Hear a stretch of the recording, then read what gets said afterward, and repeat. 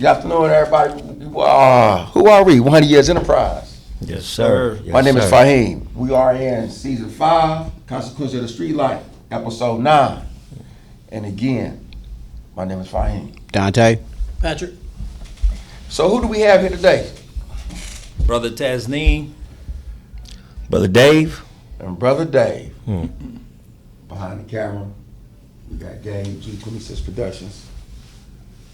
So before we go into this questioning and this gathering, it's great to have you gentlemen on today. It's a pleasure to have Appreciate you being on here, today. man. Appreciate being here. Very grateful to be here. Yes, and let's start off with that. That's my first question. What are you grateful for? Grateful to be here to be talking about the work that we're doing, meaning 100 years, and to be able to talk about the journey that led, without even going into so many details, but just talking about what led us to 100 years and to be able to embrace it to its full extent, because it's getting big. So I'm grateful to be a part of it. It's an honor that y'all brothers chose me to come aboard. So it's an honor, man, to be here to share our stories and to get back to the youth, to prevent them and save them from making early death decisions. So it's an honor. So I'm humbled by it. Most definitely, man. I want to touch on the same point, man. I appreciate having the opportunity. You know what I mean? Because growing up in this type of environment, I've seen how far we've fallen, and and to be a part of something that could reverse the curse, so to speak. You know what I mean? And pull the youth, you know what I mean, out of the muck and mire, man, and give them an opportunity to have examples, you know what I mean, other than what we was taught. So it's appreciation, first and foremost. Absolutely. Thank you. Truly appreciate both of you brothers. Man, this is always a blessing, to have good brothers on and doing the work. But before we go, too deep, I want each and one of you brothers just tell us a little bit about yourself, and we'll start with you, Brother David. Okay. All right. My name is Brother David. You know what I mean? In the streets, man. I'm better known as Taste. Coming up from out here, in Richmond, California, man. I did time incarcerated. That's why, I was introduced to a lot of these brothers because, they're a little older than me, But, as you grow up, you start to realize that a lot of the people you looked up to on the streets and a lot of people that didn't pass away, that's what they was, incarcerated. You know what I mean? So once you get incarcerated yourself, you start going through those centers, man, and those behind those walls, you start to see a lot of the people that you used to hear about on the streets being in those type of situations. And then you become, it's like a revolving door, then you start to become that same person. Mm-hmm. You know what I mean? So, for me, I grew up out here, man, dealing with the epidemic coming up out during that time, man. And during those years that we really didn't have too many heroes, so to speak. The heroes that we had, was teaching us how to get quick money and fast money. So, by the grace of God, after doing my incarceration, I came home, got it together, started a business, got married, got 3 kids now, you know what I mean?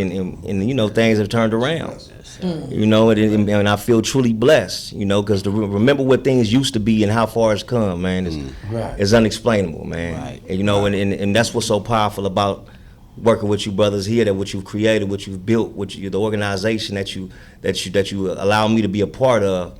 It allows them, like Brother Taz was saying, man, to stop the early death decisions, cut them in the tracks before it happened. Because coming out here, you done lost so many family members, so many friends. I remember when I was in there in 2006, I was getting letter after letter after letter after letter. You know what I mean? Of people losing people obituaries. I was getting more obituaries than letters. Right. You know what I mean? So, just to be a part of that, man, is really honor. Thank you. We appreciate that. How about you, Brother Tasnim? Most of all of y'all know my story. Me and Patrick Hamza, we grew up together in North Oakland. Went to Tech together. I branched off towards the east because of who my cousins were. So we were, they were in a lifestyle that led me to being into a lifestyle which involved selling drugs and all the above. Right. So being a part of that and not understanding that I was chasing early death decisions. I was running after early death decisions, being a part of that, and not having the enlightenment that 100 years and people who are like 100 years bring to the table. We didn't have that during my upbringing. Right. I mean, being from Oakland, back in the day we had the Panthers and we had groups that were pushing that, but then we had those haters that was trying to prevent that knowledge from reaching everybody. Right. So to have 100 years today pushing that, reflecting back on my past and my history, it's I know this is the work of the Creator. It's not the work of just three brothers coming together. No, it's the work of the Creator putting it upon upon the three brothers' hearts to establish this. So coming up during that era, the early 80s, being involved in the street life, which, the consequences of the street life led me to prison. I ended up doing 26 years and 8 months. As a first termer, I missed YA, I missed juvenile hall, I missed all of that. But, still committing crime, but getting away with it, thinking I'm slick. Thinking, a couple of high-speed chases here, getting away from the police, your head get big. It swells up. You think you're invincible. No, you're not. When the Creator sits you down, he sits you down. And I remember my mom telling me one time that she said, I'd rather come visit you in prison on a continual basis than how I have to see my two nephews every year at their gravesite. And, y'all knew my cousins. You knew them personally. Lavelle and Darrell, they lost their lives to that street life. And then a bunch of homies lost their lives. And we know a lot of people who lost their lives in that street, in that street life. And being able to go through that transition, meaning those 26 years and 8 months of chasing after what I needed to chase after now, of trying to get my life together. Because it took some time. It didn't happen overnight. It took some time. So with the blessings of the Creator, Allah chose me to become one of his servants. So I was blessed to become a Muslim, a practicing Muslim. And that helped me get further in my understanding of where I needed to be as a young black man. So doing that and going through that process and being around brothers like you said, like yourselves, who also helped during that transition. And we know a lot of brothers who helped us during that transition, brothers from down south, brothers from up north who were on that same path. So going through those classes, whether it was CGA, Victims Awareness, all those groups helped me be who I am today. So I appreciate, the Lavelle players, the Kenny Davis, even the people who sponsored it, the Medinas and all them. Yes. I appreciate them for allowing us to put those classes together to help us be the young men who we needed to be. And to be out here now, sitting right here now in this chair at this moment. Right. Man, I got chills going through my body. I got to get in here. I waited patiently. I got to ask you. So, with that being said, because I watched you, I've been around you. I was considered a little big homie. I had a year or two over you, right? You kind of see what I did, the big homie. Yeah, now, the big homie. My question to both of you guys, right, is that what was your aha moment? When did the transition take place in terms of, because, we all thought we were slick, cunning. We all got these side handle names that we lived up to, right? Yeah. Killed our authentic self to be, as for me, Cyrene American Dream, right? Yeah, I use that as a punchline because I sound really silly. So my question is, when was the aha moment that made you pivot? Because whatever that pivot was, it led you to this point now. So I want, for the audience of those young men and women that may look, what was your aha moment? Well, you know, in life you have a few aha moments. You know, some bigger than some big, some small. You know, some what they call a pivot is a step in a different direction. You know what I mean? Having that paradigm shift. So I had a few of those throughout life. You know, I think the first one, the main one, was when I was in prison, and I remember sitting there. You know, 13-year joke. You know what I'm saying? I'm in there year 8, and I'm thinking to myself. I say, man, it's okay. I did 4. I got to do 4 more. I still got 5 left. I'm thinking to myself, you know, that damn, all my memories is in here. You know, I mean, when I first came in there, it was like I try to keep in touch with the streets, and you know, I'm calling the house. I'm trying to control stuff in there, and the OG like, man, you gonna stress yourself silly if you trying to control what's going on out there. You know, so I had to really sit there and really think about it. Like, man, okay, I got this much time left, and then all my conversations was penitentiary conversations. And as I was sitting, I'm like, man, all my memories, all my recent memories is up in here. And it really was like, man, I can't do this no more, man. And that was the first time. It was like, okay, I can't do this. So, but then that's the acknowledgement that I don't want to do this. But now, what work do I need to take to make sure it don't happen? And that took some more time. Right. You know what I mean? That was a whole nother process. You know what I'm saying? The awakening, the first moment, like, okay, this ain't it. You know what I mean? Then it took a little bit more time. You know, I met talking to, you know, on the phone, you know, talking to females on, you know, you ain't supposed to have a phone there, but, you know, you in there, and then, you know, I meet my wife. I meet her, and it's like, you know, for the first time, her conversation was in alignment with what I wanted in life. You know what I mean? And I'm like, man, so I can't be doing what I used to do. You know what I mean? Now I'm trying to preach to her, so to speak, but I still got the old mind state. I'm still, you know what I'm saying, something happened, I'm prison politicking, and I'm first to the yard, anything to go down, I'm trying to, you know, be involved. You feel what I'm saying? I'm not having no spiritual no spiritual alignment, you know what I'm saying? And my mind is always still reflecting to the same. So I'm like, I gotta go in for a change. I gotta transition from this old way of thinking. So for me, it was, you know, it was church. Right. You know what I mean? And really going in there and focusing on the transition of changing from the inside out. You know what I mean? I gave my life to Christ, and I was like, man, I'm going to start really walking this out, because I want to be a representation for my family, for my kids. Right. And from that moment, I start a step of changing. You know what I mean? It took time. You know what I'm saying? It wasn't overnight. Yeah. You know what I mean? But I think the first step was acknowledging that it was a problem. Right. And that took me really getting tired of sick and tired of my situation, being sick and tired of being sick and tired. You know what I mean? And being sick and tired drove me to say, okay, something got to change. Then going through the transitions, going through classes up in there, then I start going through the PIA and start trying to get trades and, you know what I mean, and really taking it seriously. And then even when I came out, right, because this was the other paradigm shift.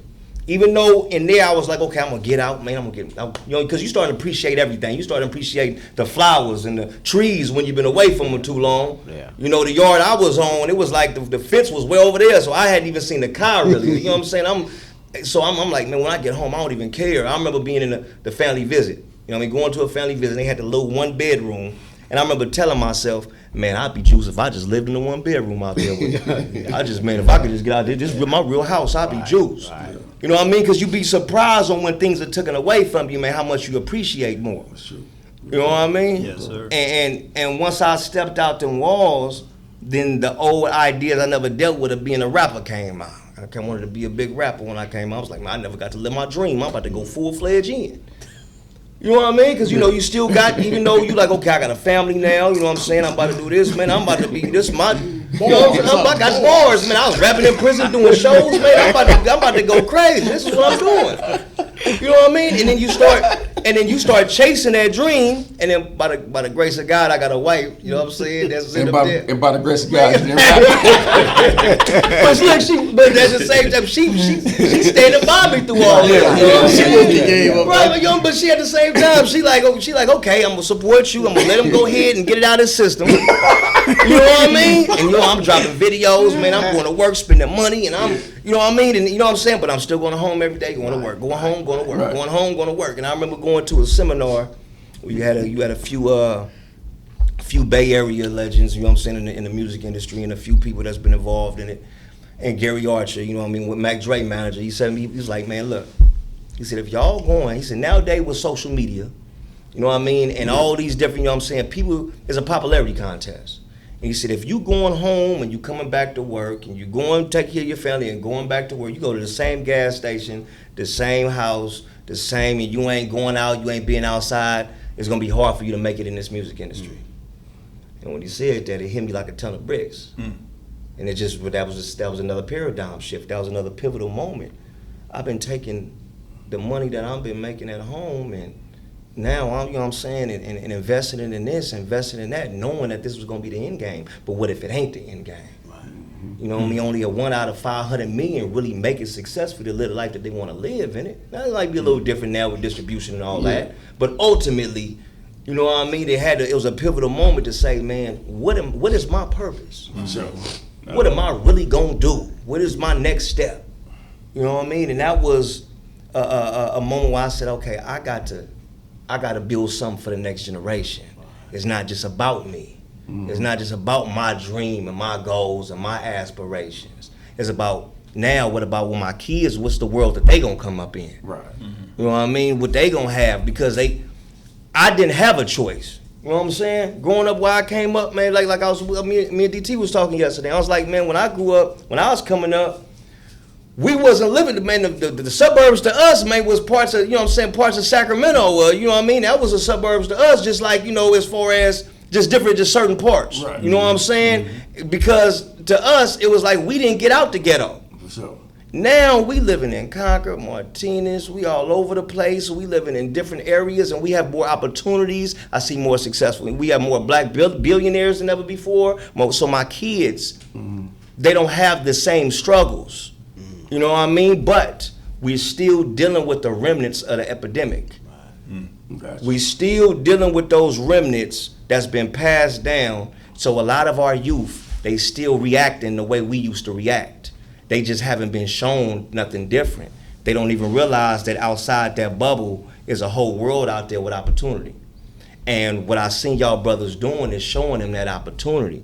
You know what I mean? So for me, that's why I had to jump on board with that, because I'm looking for a better world for my children, where they don't have to feel like they got to be tough, or they don't have to feel, they can be comfortable not, you know what I'm saying, being the hardest in their school. You know, it's not about survival for them.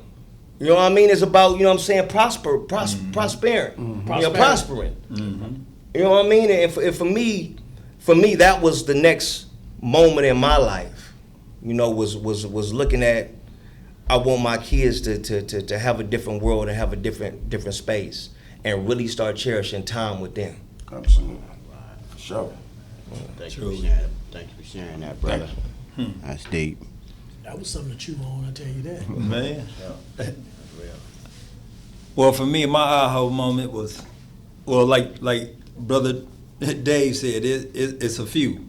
And, you know, it starts with losing, you know, family members, which became my aha moment. And losing 2 cousins who I was very close to. And the way they passed away, it was like, man, do I want to keep pushing this? This is not what it's about. No, so, you know, during my transition, being around certain brothers and being introduced to Islam led me to start using this more wisely now. Because even during that beginning stage of embracing Islam, I was still trying to be nickel slick too. Sliding up under, you know, because in the county jail at that time, you know, they had the feds and the and the state together. So we got a couple guys in there in the feds who, you know, they known for pushing birds. So I want to be, scoot back over here where you can get it together. Because you keep scooting that way, you go scoot right into the graveyard, making another early death decision.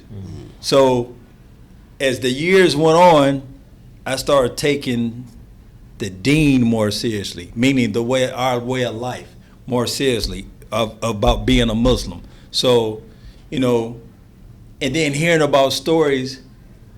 stories about people that we know that we grew up who were these, you know, certain legends in the street, they becoming Muslim and changing their life.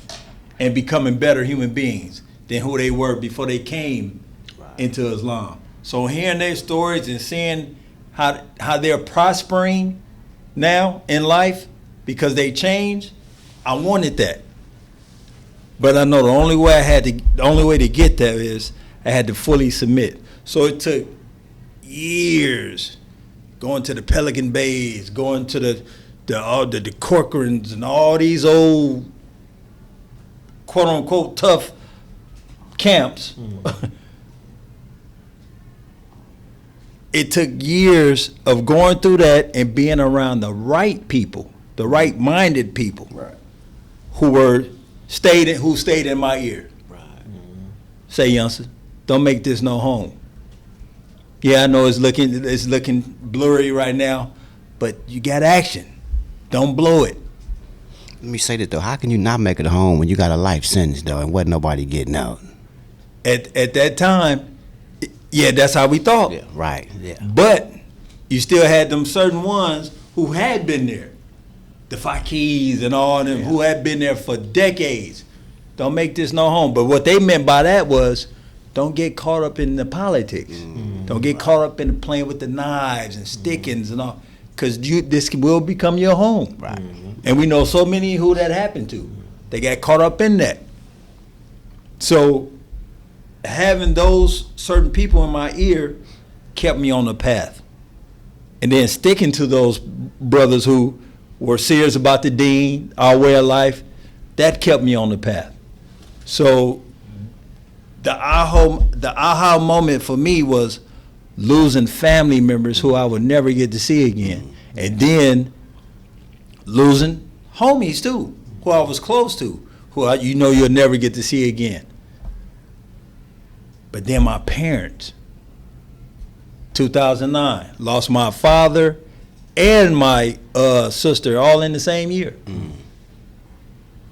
Praise be to the Creator, I was blessed to come home and my mom is still here. And she in her late 80s pushing like she 50. Yeah. And she's still here. Survivor of breast cancer. Man. Blessing that she's still here. Yes. So to go through that and to, get into the vocations, and because Patrick could tell you, in the county jail I was doing college work.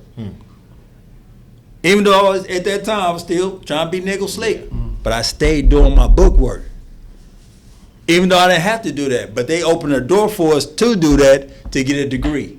So I stayed on that. Even when I got to prison, I stayed on that. So I kept trying to advance, but at the same time trying to grow spiritually too.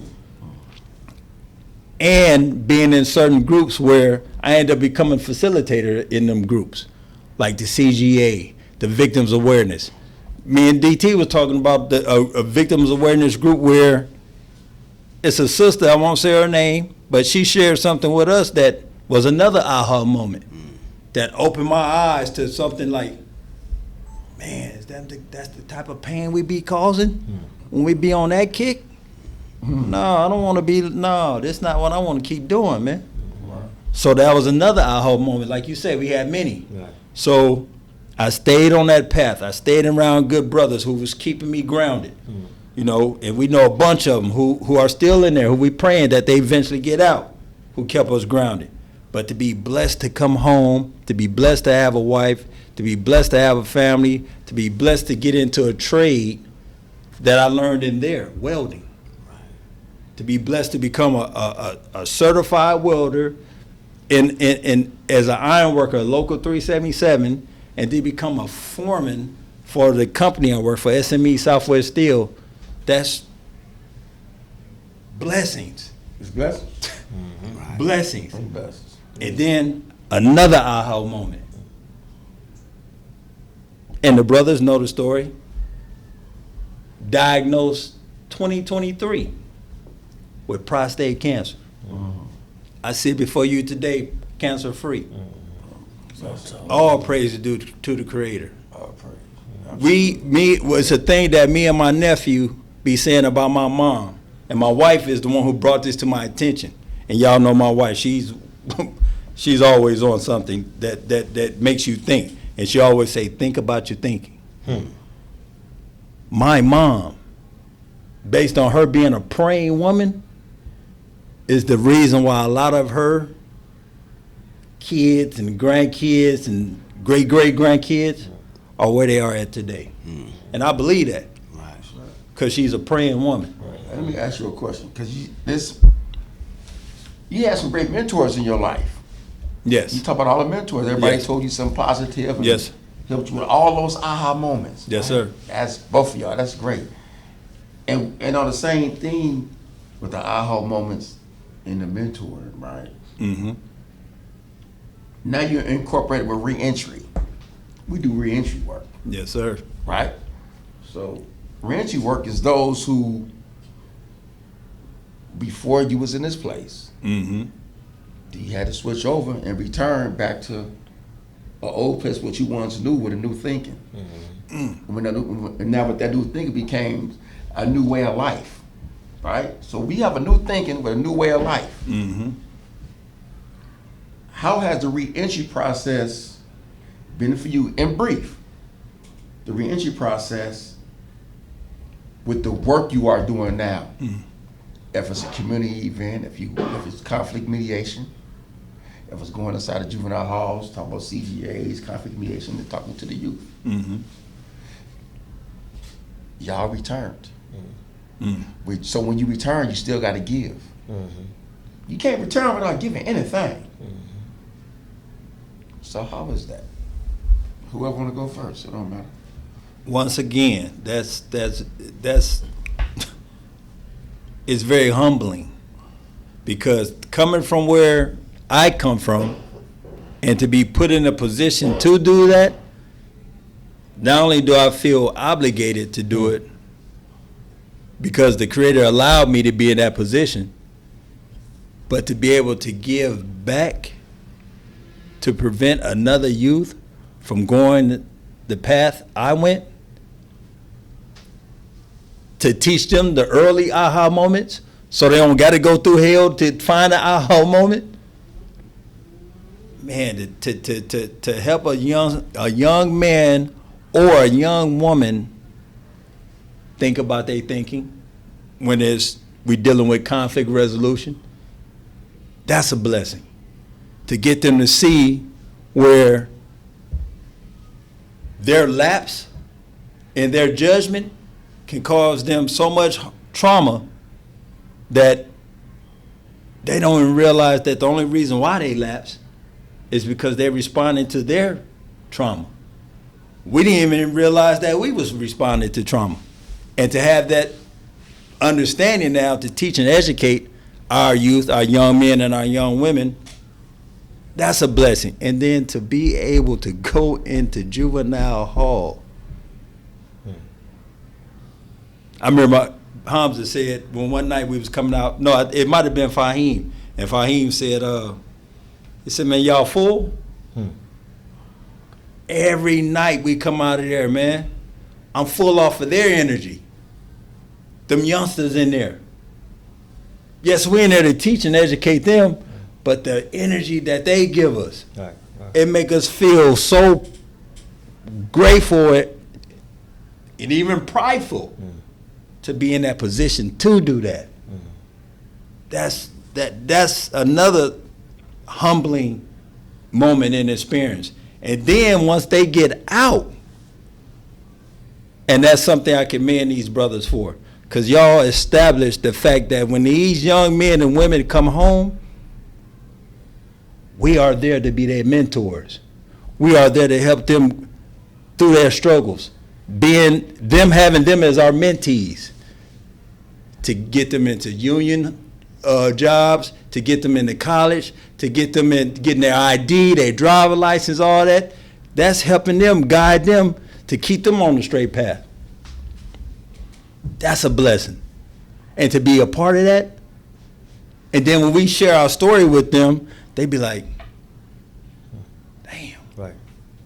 But at the same time, they're like, see, I can listen to Fahim because Fahim been through what I've been through. Right. I can listen to Patrick. Patrick been through what I've been through. I can listen to DT. I can listen to Dave. Like, listen to Tasnim, they been through what I've been through. Right. They ain't trying to listen to somebody who ain't, because you got the degree and all that. Man, you don't know nothing about the block, the hood, where I come from or what I've been through. But we can relate to them, and they appreciate that. And I appreciate sharing our story with them and helping them. It's you know, we call them our mentees. But at the same time, because we're in that situation helping them, they also helping us. So they are, to a degree, our mentors. Give us game, man. Give us game. Hey, Give us game. You know, it's growing up, man, with a lot of negative influence in them streets. Now, you know, when I was away, I had a lot of positive influence as well. But ultimately, growing up, having a lot of negative influence, whether it was older cats or whether it's, you know, my own peers. You know, I remember my dad. I got to give credit to my dad because I was a knucklehead. You know what I mean? We didn't stay together, but I'd go stay summers with him. And every time I went for the summer, I'd come back out here, and every time I go back, I get worse and worse.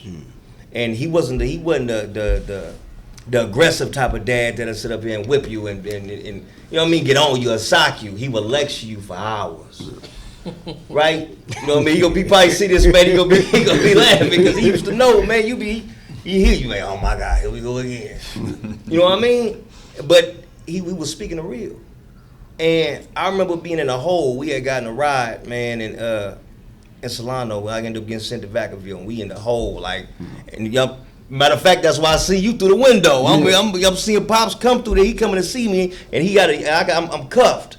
You know what I mean? My grandmama see me like that. She fall out. You know what I'm saying? And I see my dad, and I sit in front of him, and I'm face to face with him, and I say for the first time, I say, Dad, everything you said to me was right.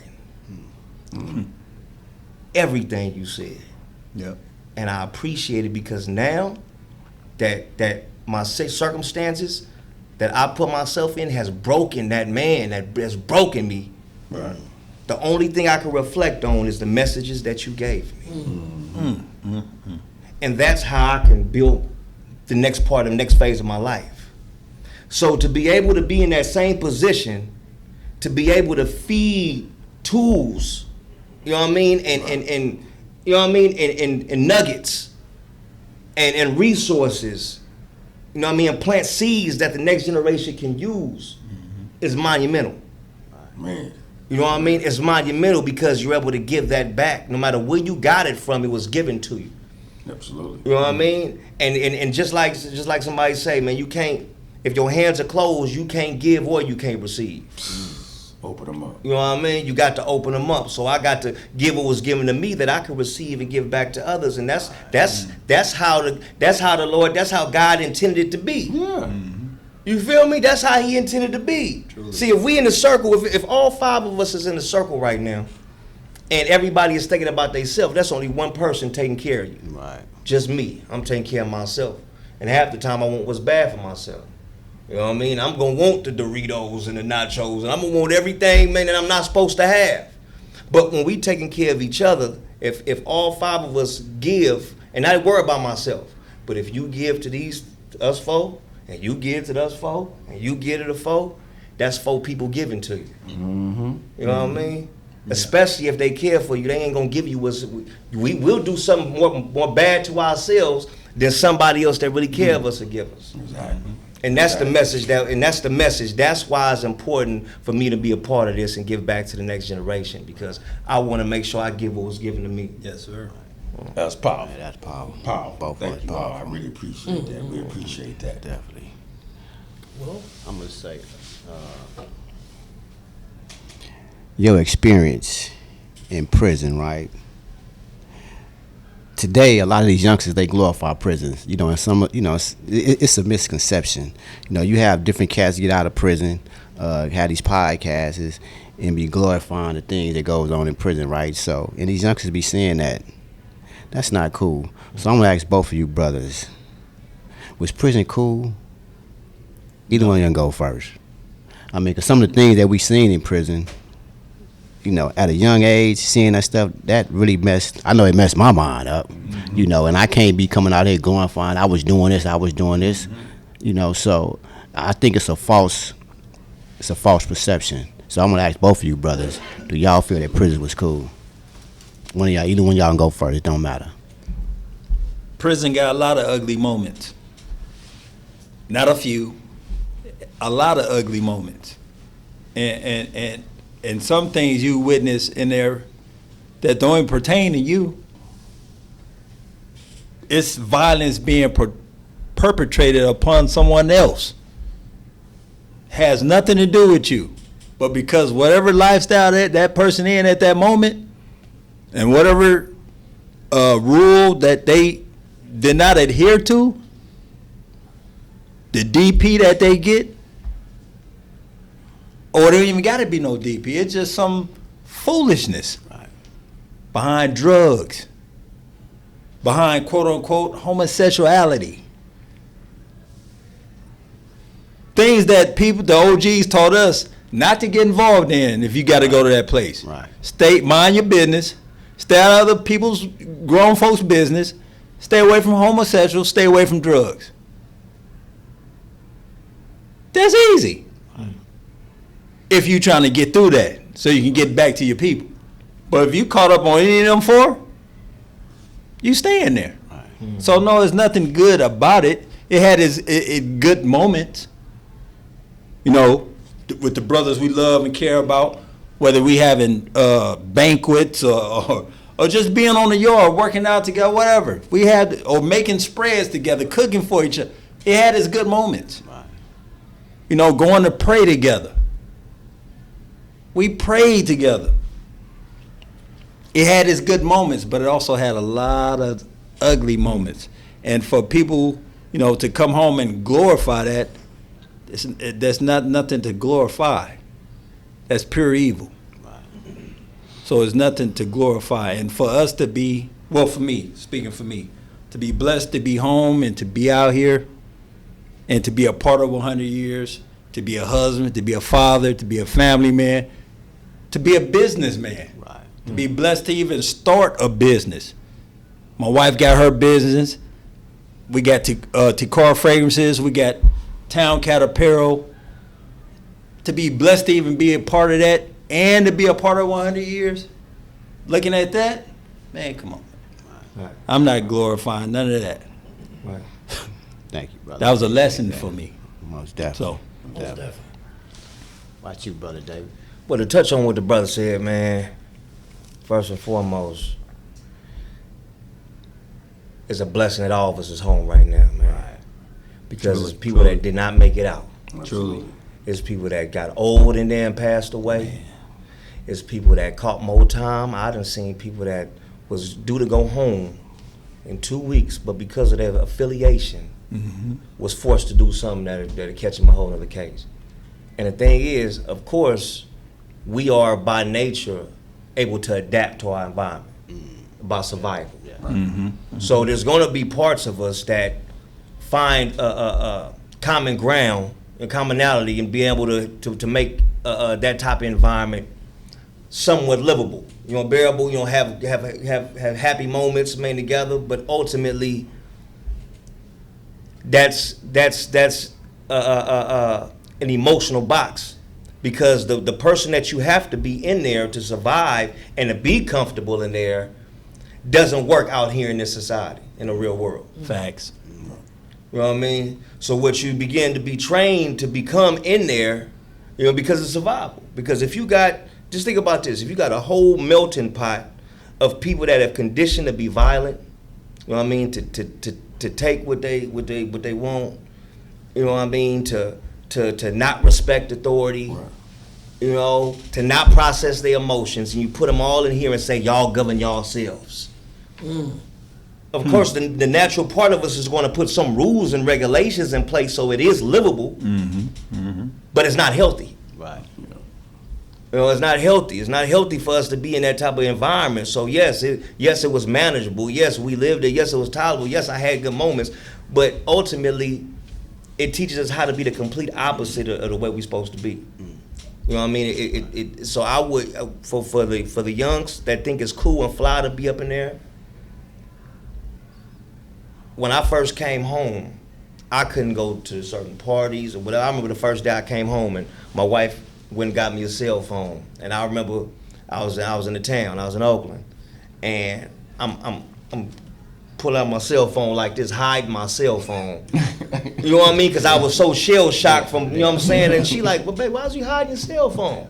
I'm like, man, I feel like I ain't supposed to have it. Right. You know what I mean? But it's a level of what condition, institutionalized. Right. And then it's a whole different process you have to come out to be re-enter back into society. Man, you know what I mean? For real. So ultimately, no, it's not a good place to be. The people that built it know, it's supposed to be rehabilitation, but it's just now getting to a part to have those programs that really rehabilitate. Right. Mm-hmm. It was basically, to put us in a place to where they didn't have to worry about us no more. Right. Get them out the way. That's you know what I mean? And so for me, like you said, it's a blessing to be home. The opportunity, we in the time where we can have our own businesses. Like you said, I got up my own business. I'm helping my wife with a curriculum. Stop right there. That's why I wanted to get in. That's why I wanted to jump in on that. Okay, let me stop jumping in. I'm gonna line this one. I want to get this in. Yes, sir. Yes, sir. Okay, all that was said, because this is good, right? Now, my question is to you guys is this, and you was going there, but I want to beat you there before you get there. What are you guys doing now, not with just 100 years, but getting out and getting your life, where your life is going now? You know what I mean? Because I asked y'all about the aha moment. So the aha moment made you change and pivot. Remember the pivot? Mm-hmm. So you pivot to what? You can answer. You can start first. Okay. All right.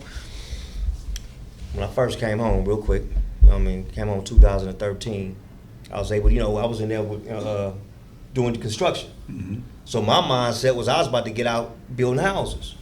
You know what I mean? That's what because I was in Solano, man, getting that degree, going up there. I was a TA, and you know what I mean? And I'm building little mini houses. I remember. Right, you know what I'm saying? But then when I came home, coincidentally, my wife's mother had a job at Chevron as security. So I became a janitor. I'm like, okay, I'm gonna get a quick job as a janitor. Man, it ended up being different plans. You know what I mean?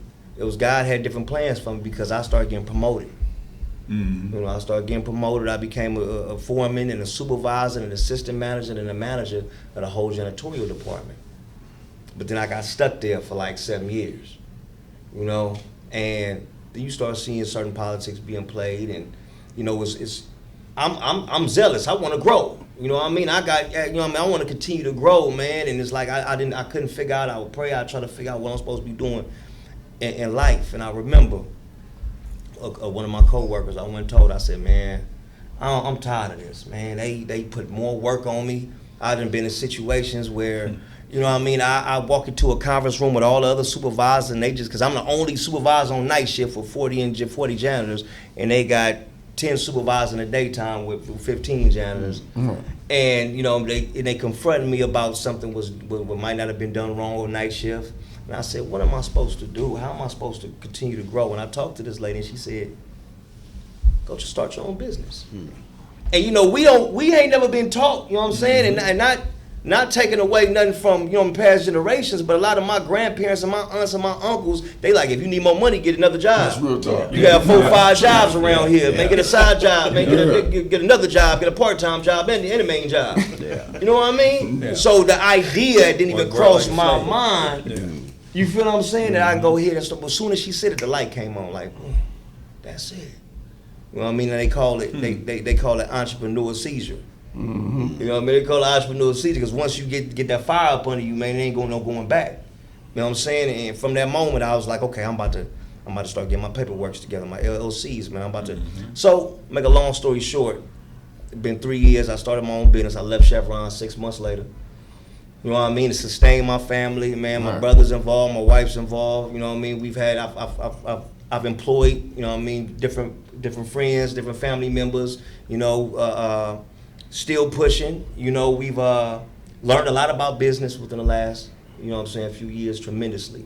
About systems and procedures and building. Mm-hmm. Also, when it's studied and got my AA in theology. Mm-hmm. So, I got certified as a minister.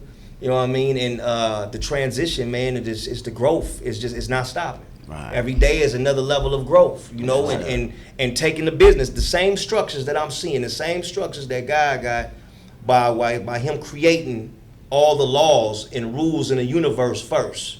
You know what I mean? Before he put man here. It was already the sun, the moon, the star, everything was there first. The structures, the tree, we photosynthesis, we breathe out carbon dioxide, the trees breathe out oxygen. They was here first, and we needed that in order for us to survive here. In the same way, when you're building a business, you need that same structure. And I learned that by trial and error.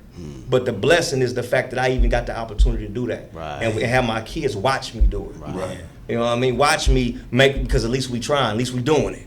And that's what we got to show the youth, that it don't matter if, you know what I'm saying, pick yourself up and dust yourself off. on, Maybe you man. try to start a business, you try to start a business and it don't last the first two months, the first year.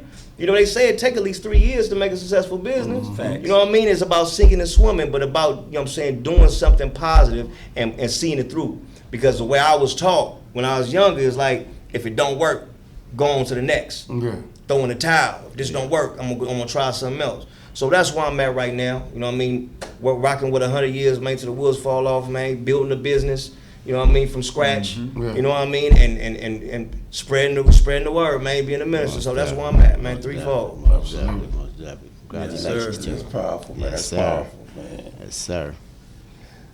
Hey, what we looking like over there? What we looking like? I got a quick question before we close this out, man. One question, Scoop. Yeah. Okay, check this out. Cause y'all 100 years now. An honor. Being a part of 100 years ain't easy. You know what I mean? Yes, sir. Once upon a time, you know, they thought we was a one-stop shop. Come inside, we'll go work, you know, do this. Nah, we ain't that no more, right? Was y'all surprised to get codes of conducts and stuff like that coming through the mail? I mean, for us, honestly, just us hats, because people look at us as some old baseball hat Negroes coming from the pen, from the hood. You don't know what they doing. I'm trying to tell you, that's real talk. Yes, sir. Because now we able to get to those other rooms where folks say, how they get in there? Yeah. So we talk about the structure in the building. So those different conversations where we can go on the Instagram and see other folks doing it. Like, oh man, they doing this, they doing it, but we don't really look at what our own folks doing. And what we had to go through to get there. Coming from behind the wall. Then we had to return to the reentry. Screws, and then had to learn how to re-navigate through a society what became foreign to us. You coming from Oakland. The politics and all that, in brief, you know, how is it coming from Oakland to do some work in Richmond? Saying, because you doing reentry work. Because now people got to trust you. Yeah. So becoming a mentor and a mentee, they say, man, brother, I believe in trusting you to do it, because it ain't easy to tap into the psyche of these young kids because they've been lied to, So many misguided with years. the mistrust so much of people who they thought loved them. But now y'all doing the work to say, hey, this is a way, no matter what geographical location I'm from. Right. And that's what it's about. It's not based on quote unquote geographics. It's about saving the youth. I don't care they from Bootzilla County to LA County. It's about saving the youth. Yeah. And the way Allah is blessing 100 years to maneuver, it's going to end up being in every county. And that's based on his blessings being placed upon us. And like you said, Faiz, no, it's not easy. But having an understanding of that used to be me. That was me at one time. Man, that was me. That was because every time one of them youngsters speak, we see us. Every time. I don't care if they from Concord, Richmond, Right. Oakland, Sac, wherever. Every time they speak, we see us. Absolutely. And we can relate to them. So when we share our story and then we let them know, man, we're here for you. I'm not here for me. At the same time, it's helping me stay focused, but I'm here to help you not make early death decisions, because I don't want you to go through what I went through. that's a blessing. And then when we go in there, they be so shocked to see us. Like, when they find out that we also got businesses, they be like, what? Man, who is that? Who made that? Who is that? What? That's you? They be shocked because nobody has ever taught them that can happen with us. They think that this can't happen because you get your skin color is this color, or no, what? No, I need your skin color to be like this. So like you say, the code of conduct. Was we shocked to get that in the mail? This is an organization that is moving like an organization. Right. This not no, like you say, fly by some hat Negroes. Let me kind of get to the side yet. No, 100 years is here to stay. Because it's being backed by the creator. It's not being backed by no. Absolutely. Yeah, it's being backed by the creator. It's not, I want to look good before you. I want to look good before you because you got this big old conglomerate. Them big old conglomerates now, they like, wait a minute, who is 100 years? Why is they? Man, ain't none of y'all reached out to them yet? Because these ones over here, y'all been dealing with them. They fake. Let's go find out who them is. That's what I'm seeing. Every time y'all share a story with me about these meetings, that's what, let's find out who they is. Now you're a part of it. And now I'm a part of it. Right. Which favors of your Lord will you deny? Right. What about you, Young Taste? Well, you know, for me, man, I'll Make you blush. Look, man, check this out, man. Have me over here blushing. Check this out, man. When I saw y'all, man, because I wouldn't expect nothing else from the code of conduct, and I say that to say, truly.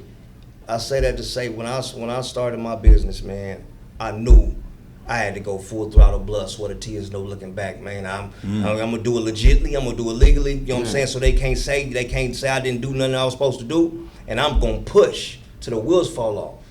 But as I was watching Instagram and I was looking on Facebook, I seen y'all pushing. Right. You know what I mean? All gas, no brakes. You know, we was both changing. You know, we was both changing things. I was changing trash bags and y'all was changing lives. You know what I mean? But we was changing. You know what I mean? Making a change. And so when I see the code of conduct, when I see the movement, I don't expect nothing less because I know the blood, sweat, and tears that's being put into this movement. Absolutely. You know what I mean? I see the countless hours. I see the airplane rides. I see the trips. I see the meetings. You know what I'm saying? I see the networking events. You know what I mean? You can't have one without the other. Absolutely. You know what I mean? You can't have the smashing on the gas, all gas, no brakes, without having, you know what I'm saying, the legitimacy that it's gonna take to make sure that it's successful, that nobody can stop it. Yeah. You know what I mean? So it don't surprise me, man. That's why I signed up, man, because I already know. You know? Yeah. Thank you. Man, I remember, and I'll make it brief. I remember when Hamza and Fahim called me, and I'm sitting on the bed. You know, my wife got her computer, I got my computer.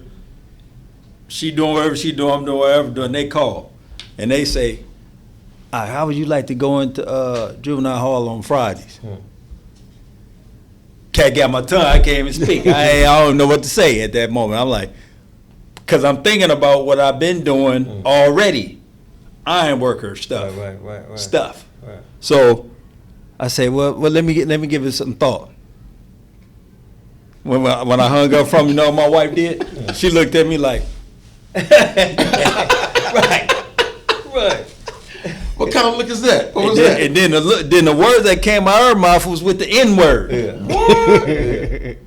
Nigga, what else you got going on? On a Friday night. Right. Like you're not in no club. You're not in no. What else you got going on? You don't got a meeting at the hall every Friday. That's once every Friday. Yeah. If you don't call them brothers back and tell them, man, yes, Yeah. I called him the next day. I said, y'all let me in there.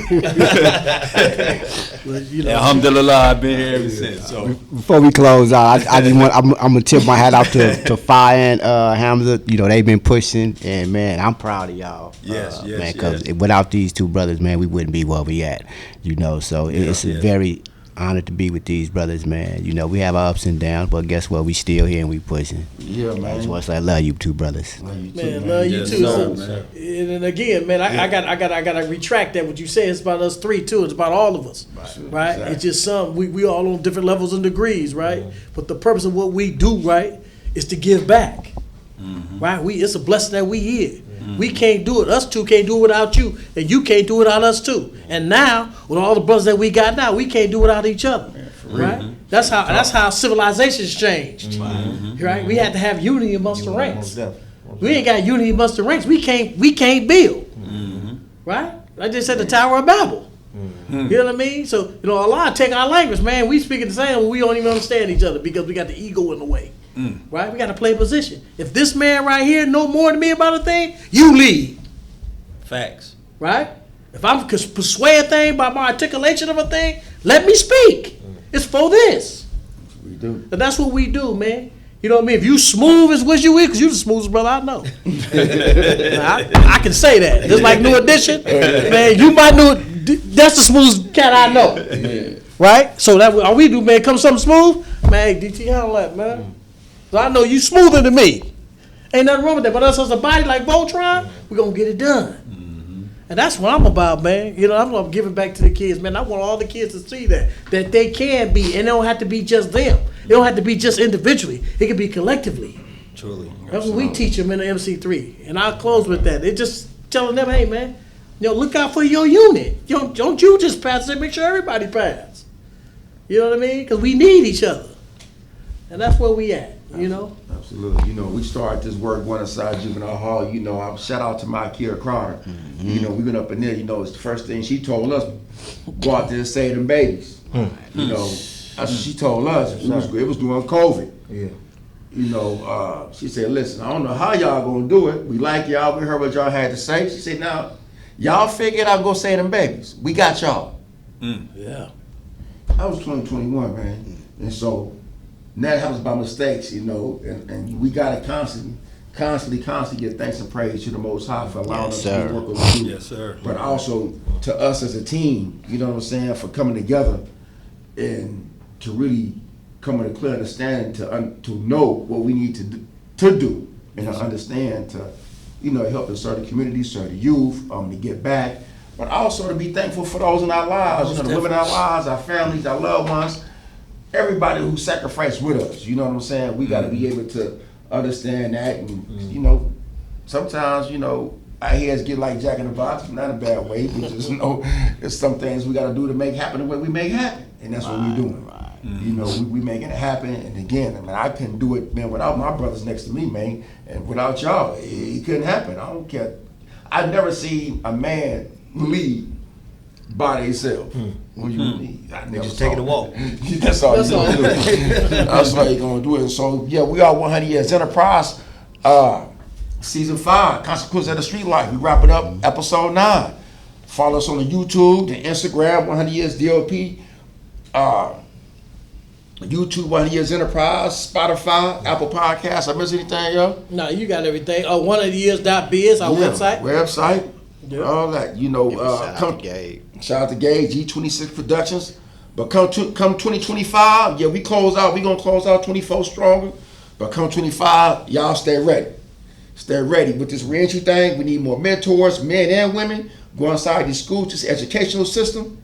Man, we see the politics, but we ain't in the politics. We moving to save these kids. So you want us to help save these kids to the reentry process, give them back, because only way you can do it, you gotta have lived experiences. You gotta connect. What else you gotta be? But we gotta be conflict mediators as well, man, and be able to steer you from making early death decisions, right? And at the same time, man, moving with a purpose. Leave your ego at the door. You know what I mean? If you come in and be a part of this, coming to a brotherhood, man, that our mission is to help save lives, right, and help steer you from making early death decisions. And be authentic in your approach.